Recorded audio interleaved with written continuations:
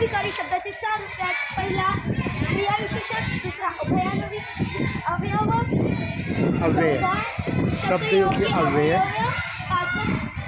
केवल प्रयोगी अव्यय.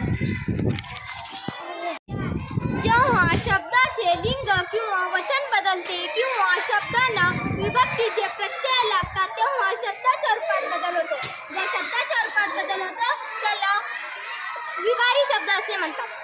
आणि जेव्हा शब्दांमध्ये बदल होत नाहीत त्यांना अविकारी शब्द म्हणतात.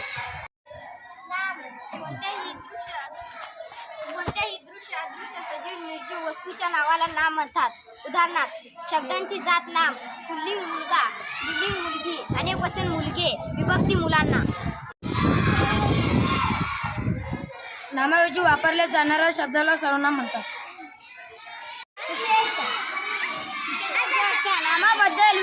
नामाबद्दल माहिती सांगणाऱ्या शब्दाला विशेषण असे म्हणतात. उदाहरणार्थ पुल्लिंग चांगला, स्त्रीलिंग चांगली, अनेक वचन चांगले, विभक्ती चांगल्यांना.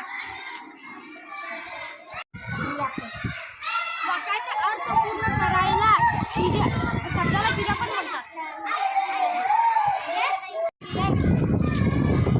क्रिया कोठे घडली, कसे घडली, केव्हा घडली त्याला क्रिया विशेषण म्हणतात. हे सांगणाऱ्या शब्दाला. ठीक आहे. शब्दाला की वाक्याला जोडायला शब्दाला क्रिया नाही म्हणतात. विहानवी अव्यय म्हणतात. शब्दयोगी अव्यय शब्दाला जोडून येतात. झाडाचं झाडाची खाली, झाडाच्या मागं, झाडाची पुढे.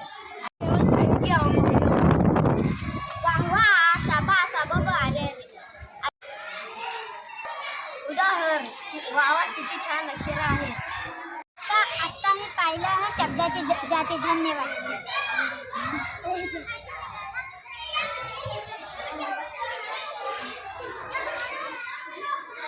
Thanks for watching this video. Thank you so much.